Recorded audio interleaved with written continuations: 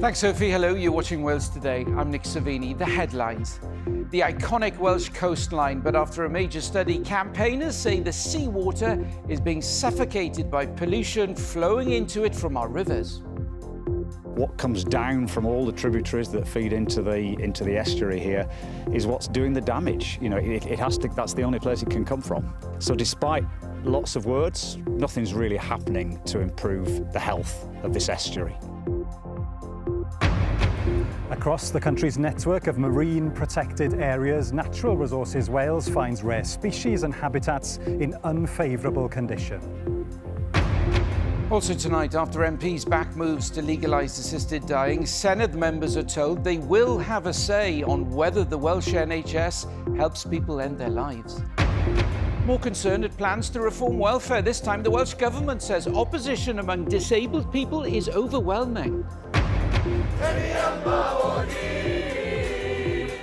It's the folk song that's become a football anthem, but there's concern that the tradition of folk music here is fragile and could die within a generation. The perception of Welsh music outside Wales is not very strong. At the moment, we're lagging well behind, and we can't let that situation carry on. This is Ian Rush. I used to have black hair and a moustache. And a pep talk in Portugal from the legend Ian Rush, who drops into the Wales training camp with just a week to go before the Euros. Don't make mistakes.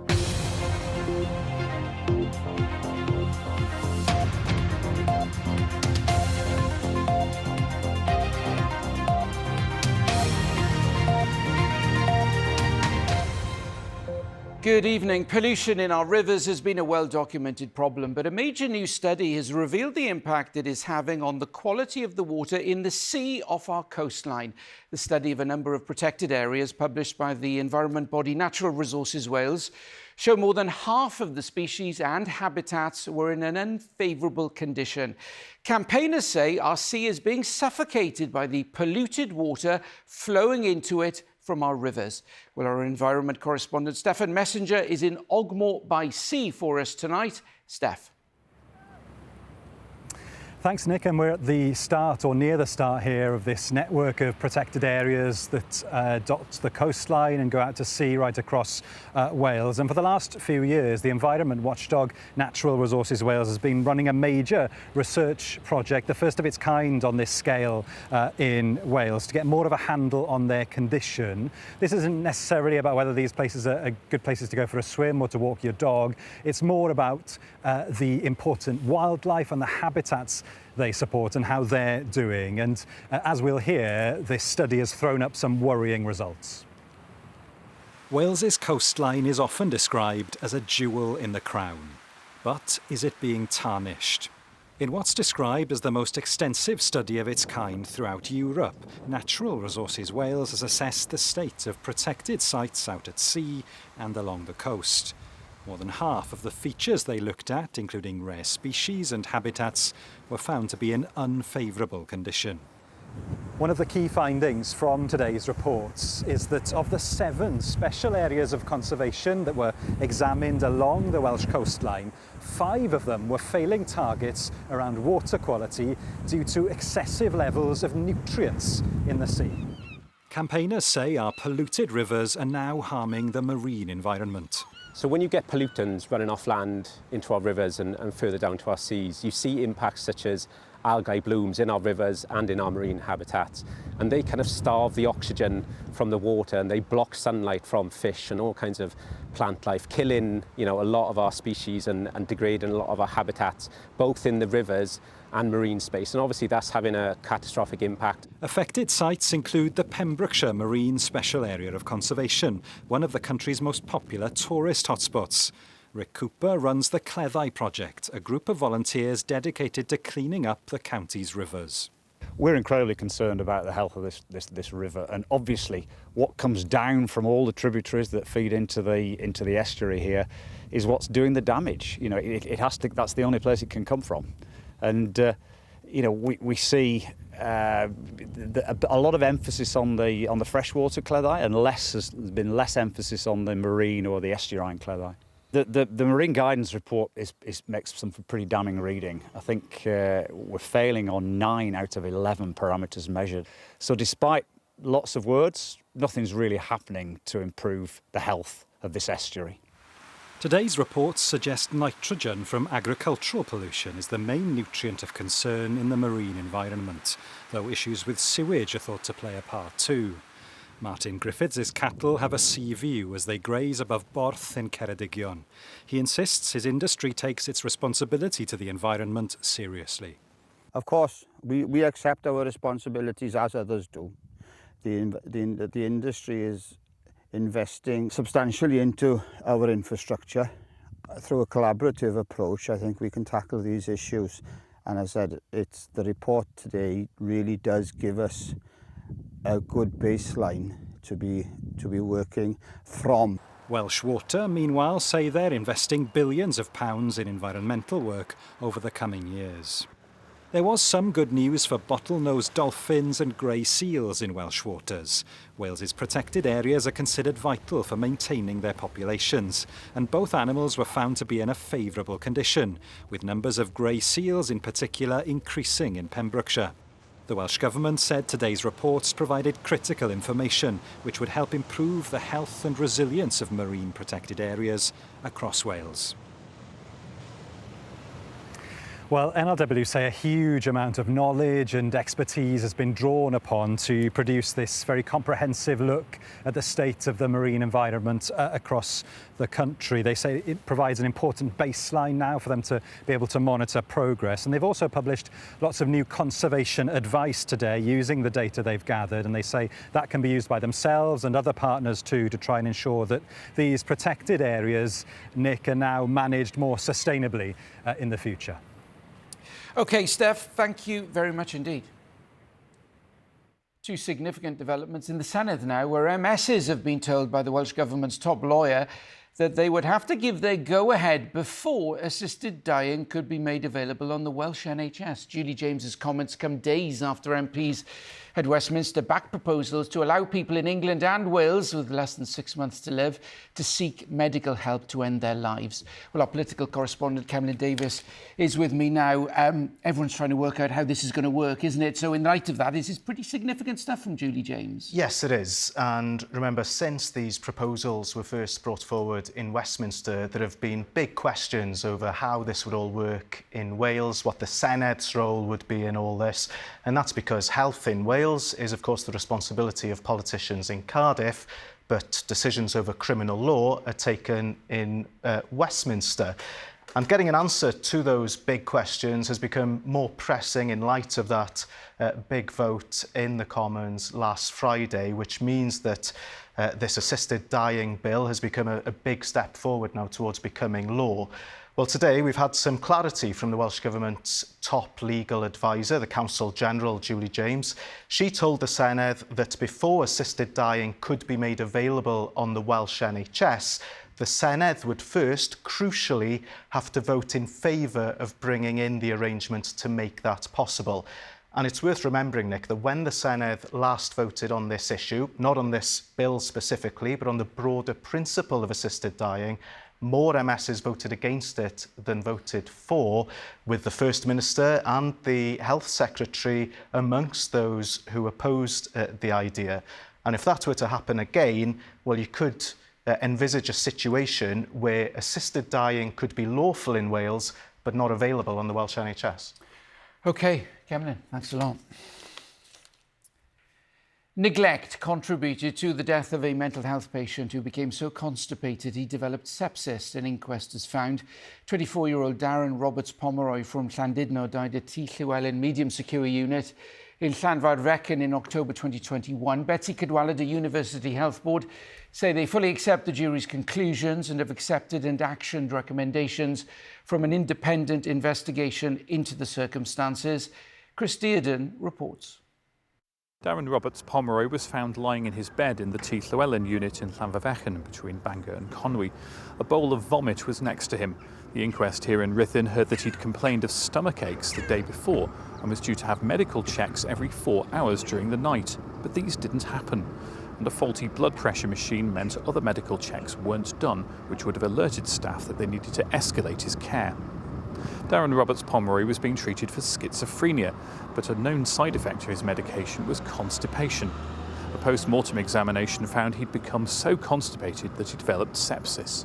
The family say as follows: "We are extremely grateful to the jury for acknowledging and appreciating the degree of failings and shortfalls made by members of the Health Board, which ultimately led us here today. For over 3.5 years, we have wanted validation for what we have ultimately known all along. We finally feel as though we can start to move on, having had some sort of closure for Darren's tragic and devastating passing." An inquest jury found there'd been several failings in the care he received, and staff had missed several opportunities to spot what was going wrong. But the coroner said he was satisfied that the Betsy Cadwallader University Health Board had learned lessons from what went wrong in this case and had taken steps to make sure something similar wouldn't happen again. Christy Eden reporting there. Disabled people are worried that planned cuts to disability and sickness benefits mean they will not be able to make ends meet. That's according to the Welsh Government. Its Social Justice Secretary has written to the UK Government to formally express concerns over its controversial welfare plans and has endorsed research that says implementing the cuts could cost Wales's economy £470 million. Well, all this comes off the back of a significant rebellion by Labour MPs in Parliament, where our Westminster correspondent Amelia Belly joins us now. So, Millie, how significant is this intervention? Well, of course, Nick, they can't vote on this bill, but the opinion of a Labour administration does have weight. It shows that sense of growing pressure, and add to that the Labour mayors of Greater Manchester and London have jumped into the fray too. It shows just how widespread concerns have come over these amendments. Now, in her letter to the Work and Pension Secretary Liz Kendall, Jane Hutt highlighted the potentially disproportionate impact that could be felt on Wales's economy and society. Almost 190,000 people could be affected. And she said that disabled people had told the Welsh Government that there could be an increased risk of depression, self-harm and even suicide. And it's that concern for constituents that has been driving increasing numbers of MPs, Labour MPs, to rebel here too. Almost or more than a quarter of them have now backed this amendment, which would effectively block the government's plans for welfare reform. And we know that at least 5 of those are Welsh. Now, when I've been talking to them, they say that they haven't taken this decision lightly. And so that means that despite facing pressure from government figures to back down, they say they're unlikely to do so unless there are significant changes offered by the UK government. But Sir Keir Starmer is sticking to his guns, which means that a real test of his authority lies ahead. Can he manage this situation? Or is he going to have to beat a tactical retreat before things come to a head with that vote on his bill next week? OK, Amelia Belly at Westminster. Thank you. The bosses of Wales's universities have described the financial pressures facing the sector as a perfect storm. The heads of 9 universities in Wales were giving evidence to MPs at Westminster earlier. Most institutions have set out plans to make savings, including cutting hundreds of jobs and dropping some courses. Our education and family correspondent Bethan Lewis reports. Already? OK. Appearing before the Welsh Affairs Committee at a critical time for higher education, in person and remotely, the bosses of 9 universities in Wales. What we've had is really a perfect storm of issues coming together. Those issues include student fees that haven't kept up with inflation and a big drop in international student numbers. In 2024, the sector as a whole in Wales was recording a deficit of around £77 million. And that was before the impact of some of the changes that we've seen, for example, to the international students. So I anticipate this year is going to be a very difficult year. Higher national insurance payments have piled on the pressure, they said. We must come up with a system which brings stability, which has long-term sustainability at its heart. Universities say they've had no choice but to make cuts. The most high-profile proposals, Cardiff University's, was signed off last week. Vice-Chancellor Wendy Lana has rowed back to some extent on the original proposal to cut 400 jobs. But with hundreds still leaving the institution and some subjects being cut, MPs wanted an explanation. This is not a story about Cardiff University. This is a story about the need for systemic and structural change in the sector more generally. Almost all the Welsh universities, 70% of the universities across the UK, involved in restructuring at the moment. And at the University of Wales Trinity St David, the controversial decision to stop teaching undergraduates on the Lampeter campus. We were down to 92 undergraduate students who were doing humanities courses there. It was not sustainable. If I just take some figures, 2.7 million to keep the lights on, to keep the utilities running. And so, difficult decision. At Bangor too, there have been protests about job cuts, with some key decisions imminent. We are scheduled to meet tomorrow as an executive board to start to make decisions. I can assure you that we will do all that we can to make those savings with voluntary severance, if that is at all possible, but we cannot rule out compulsory redundancies. Earlier in Cardiff Bay, it was higher education unions giving their view.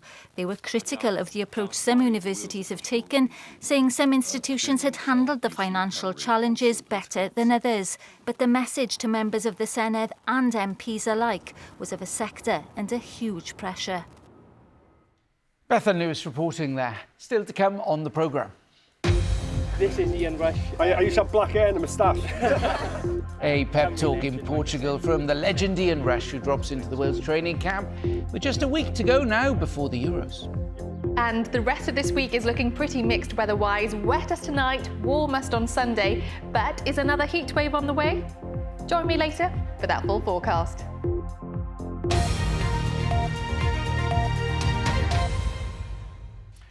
Wales's folk music tradition could die within a generation without urgent action, according to a new report commissioned by Arts Council Wales. It found that fewer young people were learning or growing up with traditional music skills. Our culture correspondent Lorna Pritchard has been finding out more.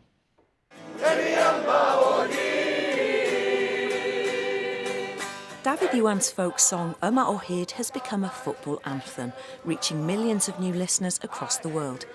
As his band prepares to retire this summer, he says he's worried about the folk scene's future.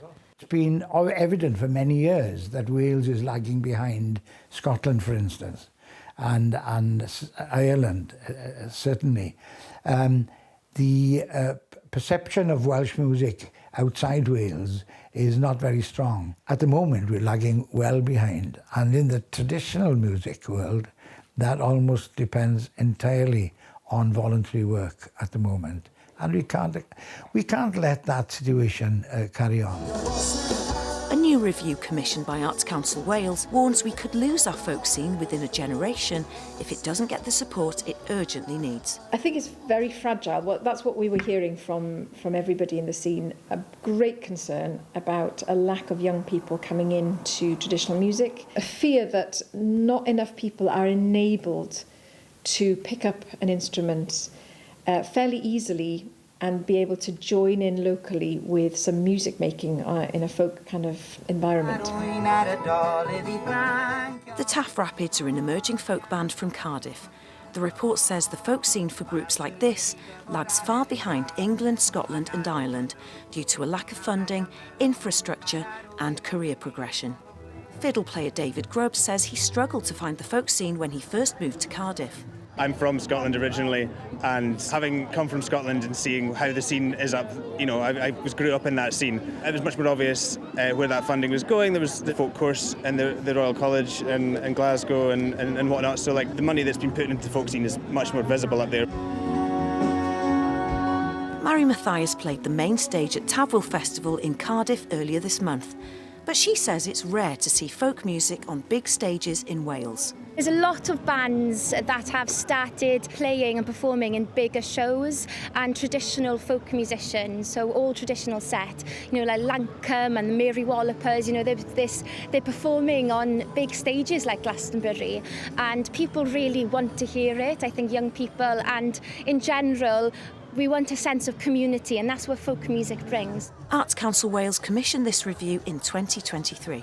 I think it's true to say that in the past, this art form hasn't been supported as it should have been. But what I'm delighted to see now, having considered what the review's findings and having discussed it in council, we are now actually almost trebling our investment as core funding. And on top of that, there are additional opportunities for musicians and organisations to get more support as well. And no doubt that's music to many ears, keen to pass on the Welsh folk tradition to the next generation. Plans to fully reopen Holyhead Port to passengers and freight after storm damage last winter have been postponed by another 2 weeks.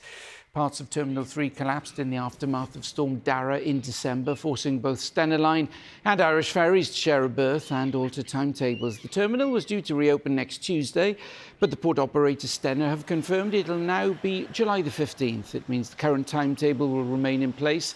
Stena has apologised and says it will contact customers booked on the early July sailings. A protest has been held outside the Senedd over the opening of an aqua park at Cosmoston Lakes Country Park in the Vale of Glamorgan.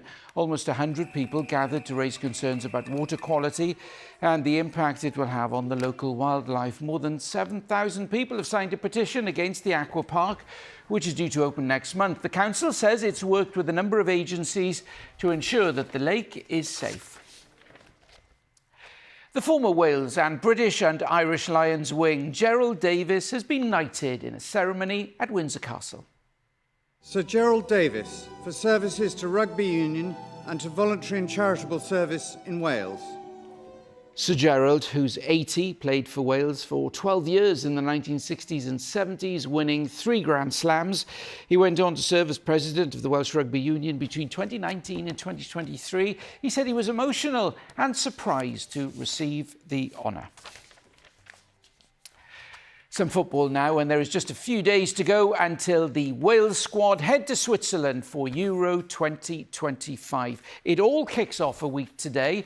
And right now they are finishing their preparations in Portugal. Midfielder and former captain Sophie Ingle says she will be ready to play a part in their first game against the Netherlands on the 5th of July after recovering from a serious knee injury. And they've had a rather famous visitor at their training camp in the Algarve, from where Carl Roberts sent us this report. Lagos, in the southern western corner of Portugal, is a long way from Switzerland, but the perfect preparation as Wales get ready for the Euros.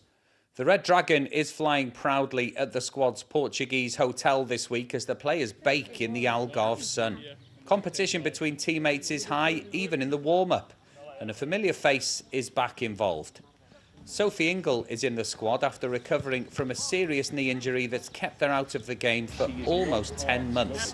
She's won 141 caps for Wales, and she's ready for more in Switzerland. Yeah, well, I feel good. And like I said, I'm still ticking off a few things over the next week or so with the medical team, but I'm in a good place on the pitch. And yeah, all my testing is improving. And I think mainly for me, it was always mentally, as long as I felt confident, you know, getting back on the pitch and not thinking or worrying, which I don't think I have. I didn't think I would anyway. I'm very laid back, let things go over my head. And but no, I do feel really good on the pitch right now, and whatever role I'm needed for the team, then I'll be ready. Ingle is a Wales legend, and she and the squad met another. He does need no introduction, obviously. You all know who he is. A few of the younger ones might not know, so yeah, this is Ian Rush. I used to have black hair and a moustache. Ian Rush, the former Liverpool striker, is one of the best ever to pull on a Wales shirt, but never played in a major tournament. Things have changed. Congratulations for qualifying for the Euros. It's a great achievement.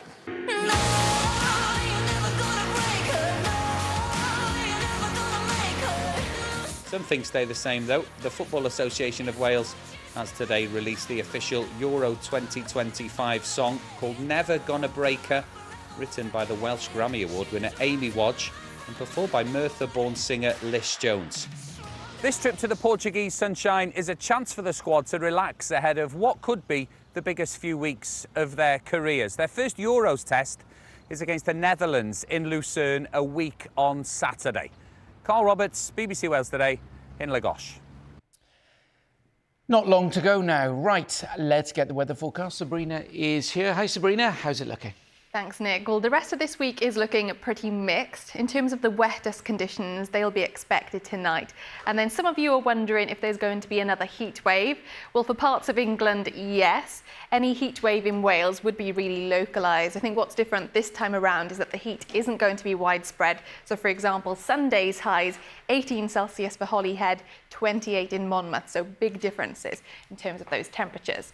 So today, then, we've been in this warm sector. That's why it's felt quite humid in places. It's been quite damp, drizzly and cloudy. And then tonight, a more active cold front will push in. That will bring most of us another spell of wet weather. So this evening itself, then, we've got some patchy rain in parts of the southeast.